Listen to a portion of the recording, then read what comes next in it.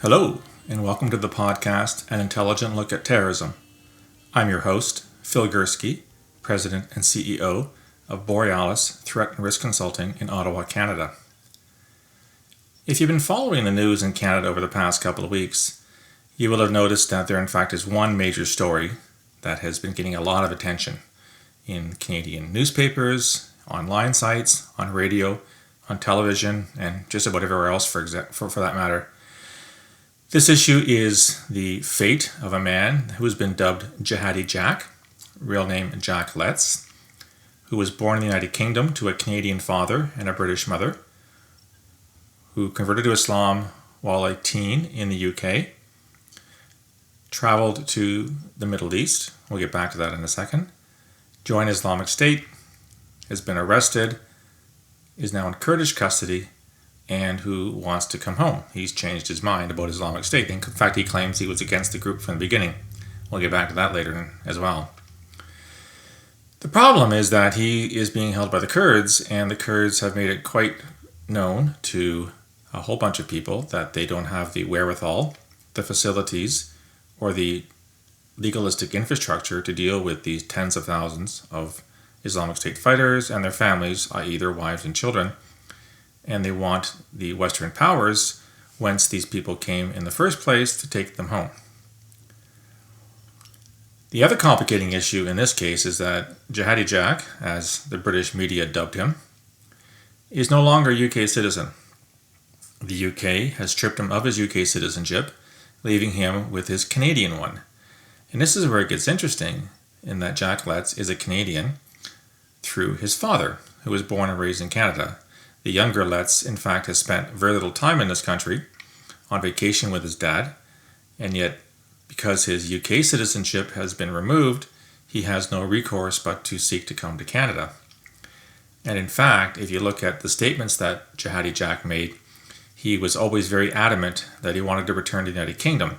It was only when that avenue was closed to him through the revocation of citizenship that he started talking about coming to my country. His dad, who is, I believe, separated or divorced from Jack's mother, has been pleading his case right across the country. He has gone to media in a variety of formats, begging Canada to help his son. He wants to rescue his son from Islamic State. And he has even offered to debate Andrew Scheer, who is the leader of the Conservative Party, the opposition party in Canada. Mr. Scheer has stated quite categorically that he does not think Jack Letts should come back to Canada, and John Letts, Jack's father, has offered to engage in an actual televised debate with Mr. Scheer to plead his case. Not coincidentally, we are on the cusp of an election here in Canada, whereby Mr. Scheer's party will be trying very hard to win the election, and going back to the previous election where Justin Trudeau's Liberal Party ousted Stephen Harper's Conservative Party, which had been in power for almost a decade. Mr. Scheer, of course, wants to get back into power. So these are all sort of the circumstantial things that are surrounding this issue. What I want to address in greater detail, though, in this podcast is whether or not we should repatriate foreign fighters to our homelands, and more importantly, if we do so, is there any realistic chance of a successful prosecution in our countries? So let's start with just some basic facts. We know that Islamic State had an incredible attractive power in 2013, 2014, 2015. Estimates I have seen as high as 40,000 what we call foreign fighters. They've been called foreign terrorist fighters. They've been called high-risk travelers. There's all kinds of phrases out there to describe these people. Essentially what we're talking about are individuals who deliberately, consciously, and purposefully made the decision to leave their country and go join Islamic State. These 40,000 people apparently represent more than 100 countries. More than half the countries on earth happen to be the home of individuals who sought to fight for Islamic State. In some countries, the rates are quite significant. In Tunisia, for example, I have seen figures as high as 6,000 Tunisians went to fight for Islamic State. Thousands went from Central Asia. Thousands went from a variety of European countries. In Canada, the number of so-called foreign fighters, as far as we know in the public domain, is somewhere around a couple hundred. Now that figure has never been made clear. It doesn't only refer to Islamic State, I don't think. It refers to other terrorist groups, nor does it refer to a time frame.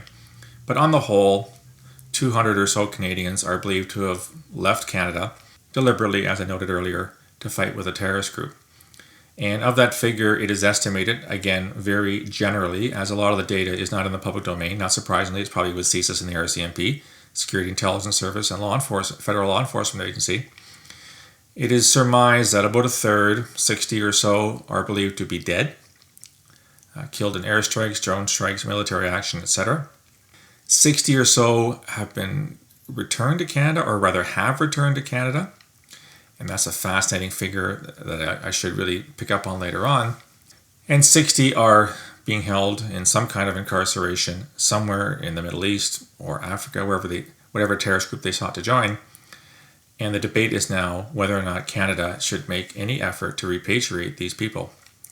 The government has made it quite clear that its position is based in law and that the Canadian government has no legal obligation to repatriate anybody. That's a position that I happen to support. Some have argued we have a moral obligation. That's a very nebulous term as far as I'm concerned. I'm not sure what it means. But one thing is certain, in that under the Canadian Charter of Rights and Freedoms, essentially our Constitution, every Canadian has a right to leave the country and every Canadian has a right to return to this country, meaning that if people like Jack Letts or the other 60 or so Canadians believed to have left to join terrorist groups eventually makes his or her way back to Canada, i.e. without the government help, we have no choice but to take them in. They have a charter right to return. What happens then? Well, we're going to get to that.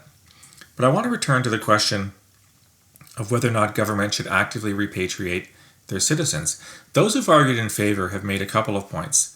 They have essentially stated that we as Canadians, as Canada, have a duty to help citizens abroad. We have a duty not to foist our problems, i.e. our terrorists radicalized in Canada, left Canada with this intent. We can't leave them to the devices of foreign courts, foreign prisons, and foreign governments. That's an unfair burden to be placed on countries who may be strapped in terms of the number of terrorist prisoners they have to bring to trial. And there's the argument that Canadians and others are in fact subjected to torture when they're being held in incarceration. And when they get to trial, that some of these trials are in fact nothing short of kangaroo courts. Very rapid trials, a couple of minutes in length, and invariably the sentence that is issued by the court is death or a very long prison term. And as we in Canada do not have capital punishment, those in favor of repatriation, i.e. the government taking steps to repatriate Canadians, have argued that we have a duty to rescue Canadians from capital punishment. This is a really interesting argument. Personally, I do not believe in capital punishment, but my position is that who am I as a Canadian to tell the Iraqis or the Syrians or the Singaporeans, who, by the way, execute for drug use, who am I to tell them how to run their system? Who am I to tell them what laws to apply? Who am I to tell them what punishments are the appropriate ones for their justice system? In this case, in Iraq and Syria, participation in the activities of a terrorist group is punishable by death. Again, I don't agree with it, but that's what Iraqis and Syrians have decided. So the argument that we need to save Canadians from this horrific fate, I think, is on very, very tenuous legal grounds and not much better moral grounds. Many Canadians that I've spoken to over the past couple of weeks, and I've done a ton of media on Jihadi Jack and foreign fighters, are of the opinion they made their bed, it's time to lie in it. I.e., they made a conscious choice to join a terrorist group, and why are we even lifting a finger? In fact, Andrew Scheer, the aforementioned leader of the Conservative Party, stated quite definitively he will not raise a finger to help Jihadi Jack or any other Canadian who's incarcerated abroad for terrorism. So that's where the public opinion lies. The other wrinkle in all of this is that Canada, in recent years, has been subject to a variety of judicial inquiries and lawsuits and has made massive multi-million-dollar payments to Canadians who were incarcerated abroad and who could prove, or rather convince the courts, that in fact Canada was somehow complicit in their incarceration and in their maltreatment, i.e. torture abroad. And as a result, we have paid out, last count, about $50 million to 5 different people. And there's another lawsuit, which I think is $27 million, which is still outstanding, of a Canadian terrorist who was in Sudan.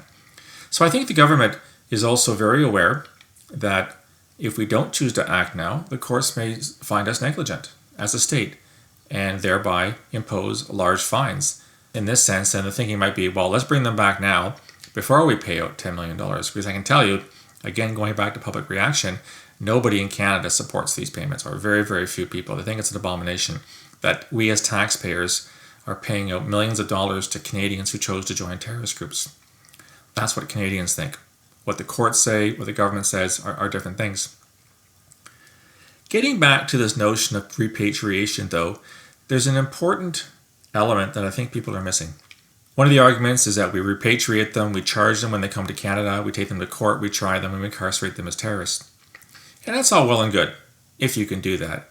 A recent article in the Globe and Mail, in which I was cited a little bit, states that the RCMP, the Royal Canadian Mounted Police, has told a journalist from the Globe, Janice Dixon, that in fact they are not sending any officers to Syria or Iraq to gather evidence that can be used in court to charge and try Canadian foreign fighters. It's understandable why the RCMP is not doing this. There is the safety issue, although I really do think that the Canadian government, in particular Ralph Goodale, the Minister of Public Safety, has really oversold this public safety issue. A lot of journalists, I know some, academics, I know some, have traveled to northern Iraq, to Kurdistan, northern Syria, and interviewed foreign fighters who are sitting in prison. So if a journalist and an academic can make it, I'm pretty sure a consular official or a law enforcement officer could in fact make the trip to those areas to carry out some kind of either interrogation or arrange for these people to be extradited, I guess that's the wrong term, returned back to Canada to face charges here.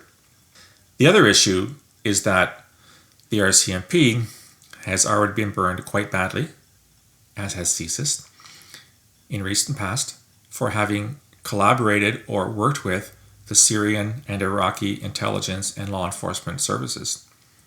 Hence, the multi-million-dollar payouts that I talked about before, for the 5 who received payouts were linked to torture in Syria. Can you imagine in 2019 the RCMP saying, yeah, we'll go to Damascus and talk to the Syrians? Of course not. The assumption is that the Syrians use torture, and I'm pretty sure they do. And thereby the RCMP or any other government agency cannot be seen to be cavorting with the Syrians for the reasons I've already cited. Secondly, we as a country also, and many countries, recognize that gathering evidence and or information under torture is highly unreliable. So any information the Syrians or Iraqis could provide us with would be questionable at best. So it's for these reasons, I think, that the RCMP has chosen not to send people abroad to aid in the investigation of Canadians who are incarcerated for having joined a terrorist group. Whether or not they're being investigated here, the RCMP, not surprisingly, has said, don't ask, don't tell.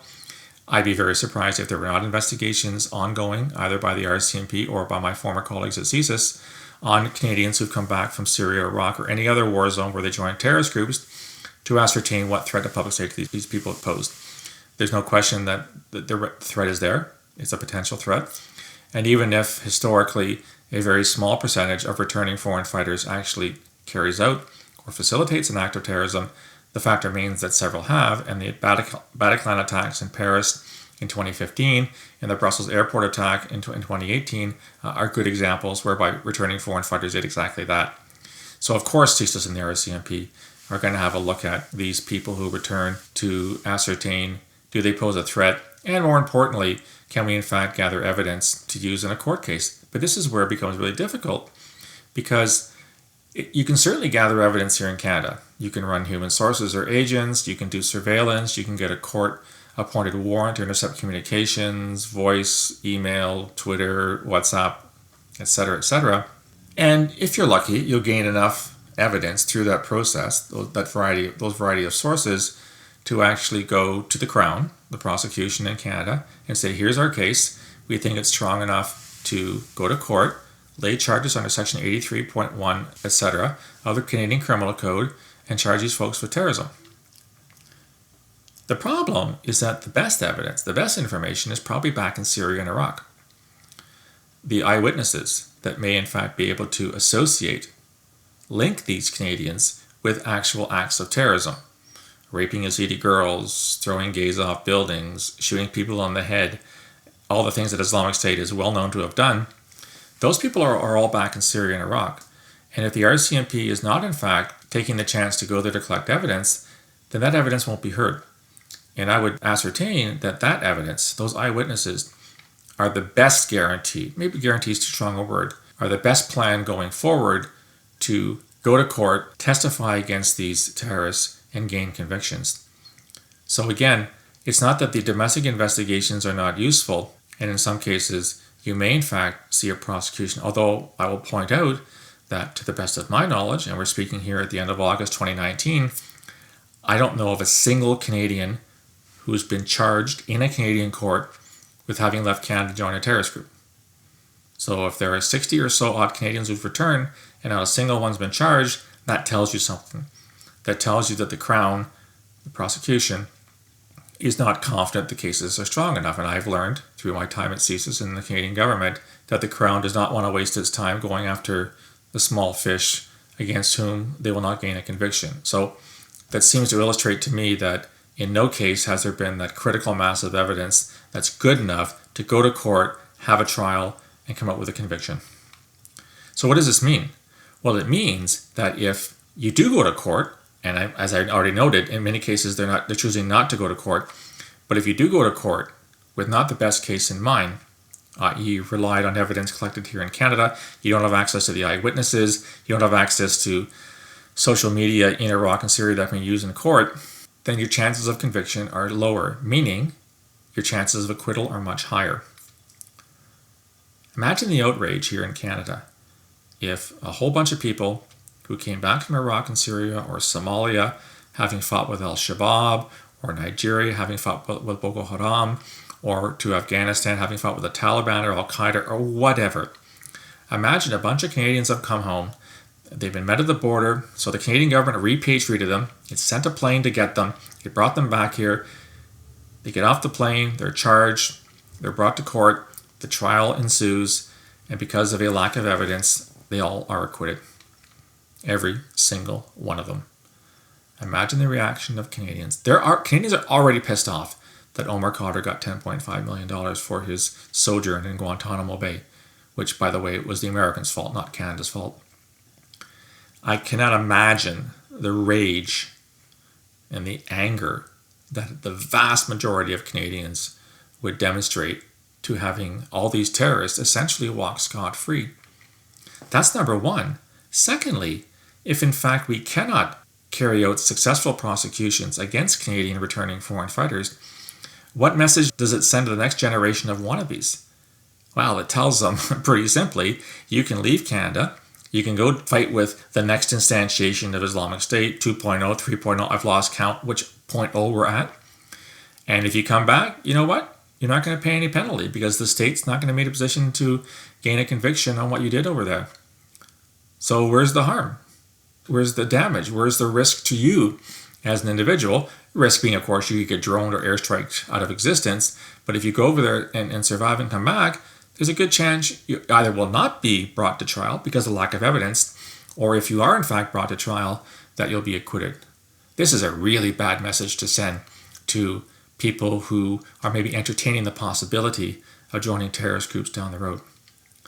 All this to say, those who are calling for repatriation followed by prosecution, I think are missing the point. I was on a radio show a few weeks ago, and one of the guests, who is a professor in Toronto, said, well, these court cases would be slam dunks. First of all, when you work in intelligence, you don't use the term slam dunk. George Tenet taught us that with Iraqi weapons of mass destruction. Remember that? Secondly, they're not slam dunks. These are not easy cases to prosecute for the reasons I've already cited. So if we can't repatriate them to bring them to court, prosecute them, and gain convictions, then we run the risk of bringing them back and then they go free, which again leads to Canadian anger and leads to giving the bad message to future wannabe jihadis. Where does that leave us then? Well, where it leaves us is where we are right now. The Canadian government of Justin Trudeau has stated it will do nothing to facilitate the return of jacklets, as it has no legal obligation to do so, and by extension, no other Canadian who is fighting with a terrorist group abroad. You can bet the mortgage that the Liberal government will do nothing on this file at all until after the election, if then, because if jacklets were to come home on the Canadian taxpayers' dime between now and the vote in October, I'm pretty sure that would be the nail in the coffin of Justin Trudeau's desire to win a second term as Prime Minister in Canada. So this issue is going nowhere really quickly. For those of you in my audience who are Canadian, it's the ultimate Canadian ragging the puck, which is what hockey teams do to waste time. This is what the Liberal government's doing, it's wasting time. If the Liberals return to power, there are some that I've spoken to who say they will cave and bring back Jack Letts and everybody else. Perhaps, that remains to be seen. Andrew Scheer, Conservative, has said quite categorically he won't do that. So we'll have to wait and see as to what happens after Canadians go to the polls in October and what governments return as to what the policy is going to be with respect to Canadians who fought with terrorist groups abroad. What I'm trying to suggest with this podcast is that the best solution, and this is really the least worst of a whole series of possible solutions, is to leave these people where they are. If necessary, they will go through horrendous trials in Iraq and Syria, whereby the trials will not be fair. Some may be executed. Some may get long prison sentences. But I return to the point I made earlier.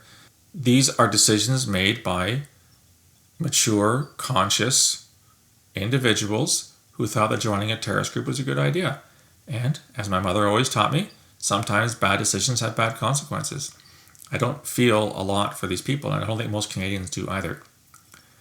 So we'll see what happens. We'll see what happens in the election. We'll see what happens in terms of Canadian policy going forward, whether there's a change in the way in which we deal with this phenomenon.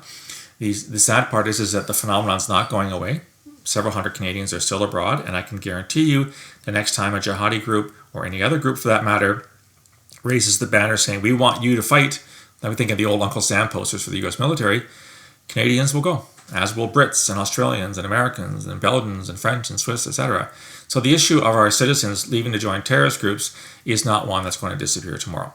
So we'll have to keep hashing out what to do with these people and look at all the consequences and all the complications of policies and procedures and threat to public and the possibility of court trials and the probability of convictions, and all this is going to get thrown into the mix.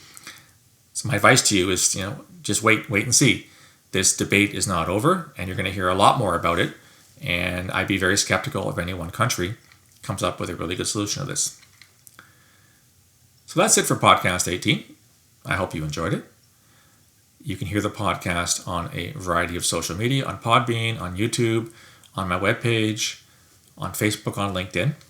As usual, I would love to hear what you think of the content of this podcast, as well as to suggest material for future podcasts. You can reach me on email, borealisrisk@gmail.com, or on Twitter, @borealissaves. You can also reach me on LinkedIn, on Facebook, or on Twitter. Thanks for listening. I'll talk to you again in a fortnight. Until then, stay safe.